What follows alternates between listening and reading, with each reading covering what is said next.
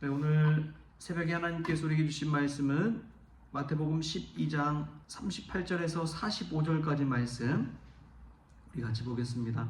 마태복음 12장 38절부터 45절까지 말씀 우리 찾으셨으면 한 목소리로 같이 읽겠습니다. 그때에 서기관과 바리새인 중 몇 사람이 말하되 선생님이여 우리에게 표적 보여주시기를 원하나이다. 예수께서 대답하여 이르시되 악하고 음란한 세대가 표적을 구하나 선지자 요나의 표적밖에는 보일 표적이 없느니라. 요나가 밤낮 사흘 동안 큰 물고기 뱃속에 있었던 것 같이 인자도 밤낮 사흘 동안 땅속에 있으리라. 심판때에 니느웨 사람들이 일어나 이 세대 사람을 정죄하리니 이는 그들이 요나의 전도를 듣고 회개하였음이거니와 요나보다 더 큰 이가 여기 있으며 심판때에 남방 여왕이 일어나 이 세대 사람을 정죄하리니 이는 그가 솔로몬의 지혜로운 말을 들으려고 땅끝에서 왔음이거니와 솔로몬보다 더 큰 이가 여기 있느니라. 더러운 귀신이 사람에게서 나갔을 때에 물 없는 곳으로 다니며 쉬기를 구하되 쉴 곳을 얻지 못하고 이에 이르되 내가 나온데 내 집으로 돌아가리라 하고 와보니 그 집이 비고 청소되고 수리되었거늘 이에 가서 저보다 더 악한 귀신 7을 데리고 들어가서 거하니 그 사람의 나중 형편이 전보다 더욱 심하게 되느니라. 이 악한 세대가 또한 이렇게 되리라. 아멘. 할렐루야. 말씀 가운데 귀한 은혜가 저와 여러분에게 있기를 소망합니다. 사람은 누구나 편견을 가지고 있습니다. 자기만의 시선과 자기만의 원하는 것, 자기가 좋아하는 것들이 다 있지요. 그래서 그 좋아하는 것을 가지고 그 사람을 판별할 때가 있습니다. 아, 이 사람은 어떤 사람이구나 라고 자기 나름대로 이제 판단을 하는 것이죠. 근데 오늘 말씀의 이 타이밍을 보면 최악의 타이밍이라는 것을 알 수 있습니다. 그때에 서기관과 바리새인 중 몇 사람이 말하되 선생님이여 우리에게 표적 보여주시기를 원하나이다. 서기관과 바리새인이 예수님 앞에 표적을 보여달라고 요청한 거예요. 근데 여러분 관계가 좋을 때 그런 요청을 한다면 예수님도 흔쾌히 들어주셨을지 모르겠습니다. 그런데 이 타이밍이 어떤 타이밍이냐? 우리 어제도 이제 말씀 나눴지만 이 바리새인들은 예수님을 이 귀신들의 왕 바알세불의 힘을 입어서 이런 표적을 일으킨다라고 말한 그 시점, 예수님도 그 이야기를 듣고 독사의 자식들아 라고 바리새인들을 무섭게 책망하는 그때에 이 관계가 정말 극과 극으로 치닫는 그때에 이 서기관과 바리새인들이 예수님 앞에 표적을 보여달라고 요청을 한 거예요. 여러분 타이밍도 참 중요합니다. 어떤 때에 어떤 사람에게 부탁을 하느냐, 관계가 좋고 분위기가 좋고 그럴 때 부탁하는 것은 누구나 정중히 듣지요. 누구나 뭔가 들어주려고 하죠. 그러나 관계가 최악일 때 그러한 요청을 하는 것은 아주 미련한 일입니다. 들어줄 리 만무하거든요. 그렇지 않습니까? 부부 사이에도 관계가 좋을 때는 하하호호하면서 이야기 나누고 잘 들어주지만 부부 관계가 최악인데 무언가를 막 무리하게 부탁한다면 더 화를 돋구게 되는 것이지요. 바로 그때에 이 서기관과 바리새인들이 이 표적 보여달라는 요청을 하는 것입니다. 우리가 또 그 때를 좀 분별할 수 있는 지혜가 있기를 바랍니다. 관계가 안 좋을 때는 침묵하고 기도해야 될 때인 것이지요. 오히려 나서서 하기보다도 우리가 하나님의 지혜를 구할 수 있기를 바랍니다. 오늘 서기관과 바리새인들은 예수님 정말 그리스도인지 아닌지를 판별할 수 있는 기준, 자기 나름대로의 기준이 있었어요. 그게 뭐냐면 표적을 보여줄 수 있느냐 없느냐라는 것입니다. 기적을 보여줄 수 있느냐 없느냐라는 것입니다. 그 사람들의 메시아 판별 기준입니다. 자기들만의 나름대로의 그러한 기준치가 다 있는 것이죠. 여러분 우리가 신앙생활 할 때도 우리도 모르게 그런 기준을 나름대로 다 세워놓고 있습니다. 성도들도 마찬가지지요. 자신들이 좋아하는 목사님들이 다 있더라고요. 어떤 분들은 기도를 정말 열심히 하시고 또 기도를 사모하시고 기도하는 일에 많은 시간을 쏟으시고 그런 권사님들은 기도하는 목사님들을 찾아요. 기도를 열심히 하는 목사님, 기도를 잘 하시는 목사님, 은혜스럽게 기도하시는 목사님, 영적으로 권위를 가지고 기도하시는 목사님들을 찾습니다. 또 어떤 분들은 설교 잘하는 목사님들을 찾으세요. 말씀, 예배 중심 말씀이지. 말씀을 들을 때 자신의 마음이 뜨겁고 또 재밌기도 하고 은혜스럽기도 하고 감동되기도 하고 그런 설교 잘하는 목사님들이 정말 목사님이다 라고 하시는 분들도 있고, 또 어떤 분들은 신방을 잘 하시는 목사님들을 좋아하세요.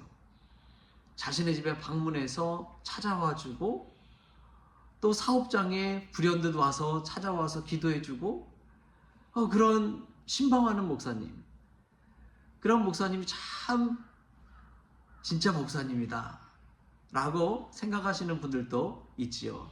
각자 나름대로 목사님에 대한 기준들이 다 있는 거예요.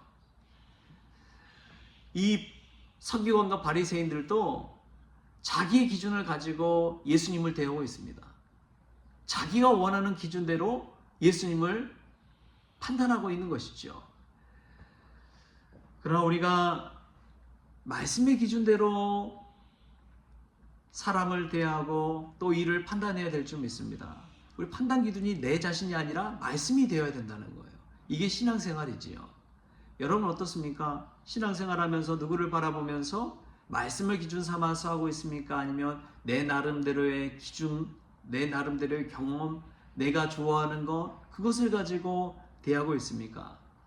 오늘 서기관과 바리새인들처럼 자기 기준이 아니라 하나님 말씀을 기준 삼아서 우리의 많은 영역들, 많은 이들 속에서 내 나름대로의 믿음의 기준을 세워갈 수 있기를 주님의 이름으로 축복합니다.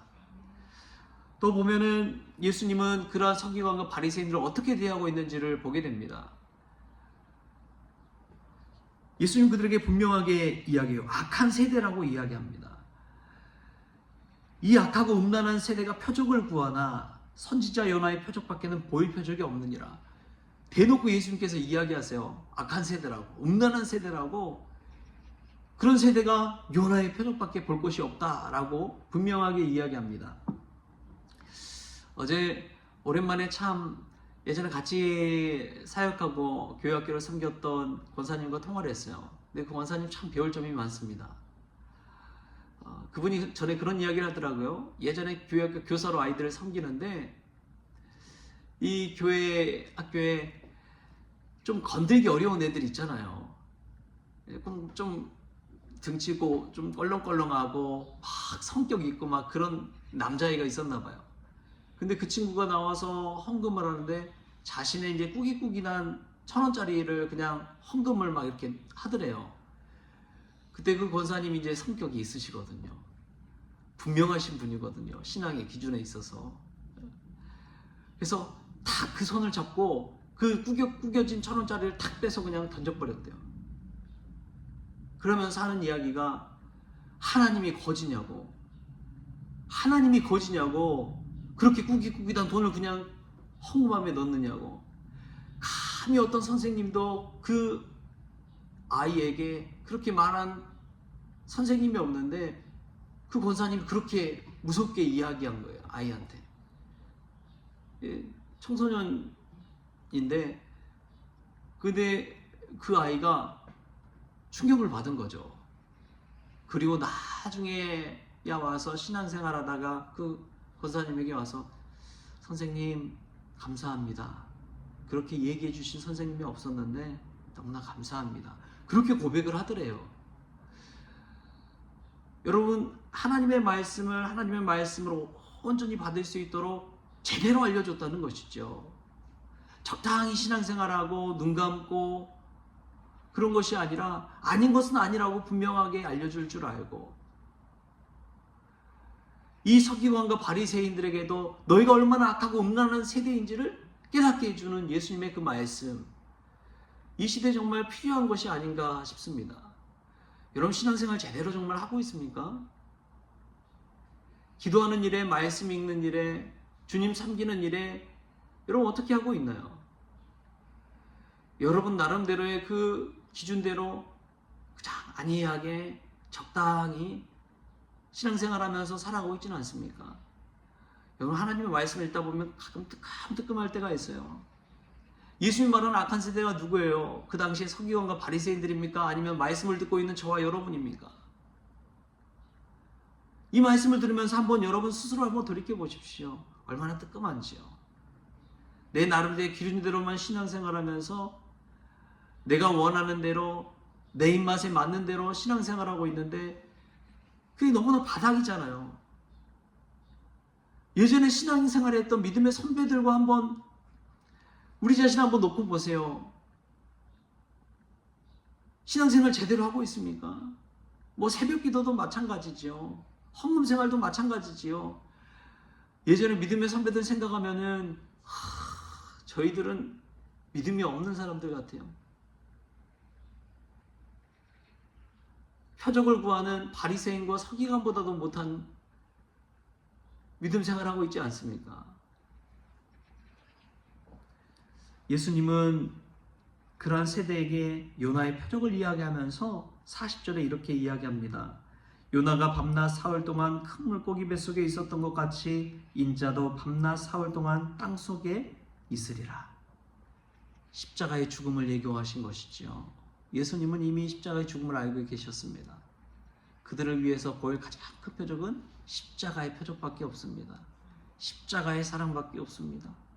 여러분 우리가 악한 세대가 되었습니까? 우리가 믿음의 기준이 나름대로의 기준만 가지고 신앙생활하고 있습니까? 우리에게 정말 필요한 것은 십자가인 줄 믿습니다. 예수 그리스도의 십자가 사랑, 그 십자가의 은혜, 십자가의 자기 부인, 날마다 자기를 부인하고 주님을 따르는 그 십자가의 삶. 오늘 이 새벽에 이 십자가를 다시금 붙들고 믿음 안에서 기도생활, 말씀생활 신실하게 나갈 수 있길 바랍니다. 여러분 뭔가 자기 나름대로의 표적만을 구하지 마십시오. 예수님은 그것을 악하고 음란한 세대라고까지 분명하게 말씀하셨습니다. 우리가 말씀을 기준 삼아서 예수님 앞에 십자가를 구하며 나아가는 저와 여러분 될 수 있기를 바랍니다. 그때에 우리의 삶이 달라지고 주님께 더 가까이 나아가는 은혜가 저와 여러분에게 임할 줄 믿습니다. 다시금 기도생활 열심히 하십시오. 다시금 말씀을 붙드십시오. 그래서 십자가의 은혜를 체험하는 믿음의 성도 되십시다. 그러한 은혜가 저와 여러분에게 있기를 주신 예수님의 이름으로 축원합니다. 기도하겠습니다. 참 좋으신 하나님 감사합니다. 우리가 얼마나 자기 기준대로 신앙생활하고 있는지요. 우리가 얼마나 표적만을 구하는 악한 세대와 같은지요. 주님, 우리가 십자가를 붙들고 다시 일어서기를 원합니다. 십자가를 기준 삼아서 우리가 믿음 생활하기를 원합니다. 믿음의 선진들이 눈물 뿌리며 십자가 붙들고 그 모든 어려운 환경과 상황과 문제 가운데서도 믿음으로 승리한 것처럼 우리도 오늘도 십자가 붙들고 주님 앞에 나오는 그런 믿음의 성도 될 수 있도록 주님 주장하여 주옵소서. 감사하며 예수님의 이름으로 기도하옵나이다. 아멘. 우리 주님이 가르치신 기도로 오늘 새벽 기도를 마치겠습니다. 하늘에 계신 우리 아버지여, 이름이 거룩히 여김을 받으시오며 나라가 임하시오며 뜻이 하늘에서 이루어진 것 같이 땅에서도 이루어지이다. 오늘 우리에게 일용할 양식을 주시옵고 우리가 우리에게 죄진 자를 사하여 준 것 같이 우리 죄를 사하여 주시옵고 우리를 시험에 들게 하지 마시옵고 다만 악에서 구하시옵소서. 나라와 권세와 영광이 아버지께 영원히 있사옵나이다. 아멘.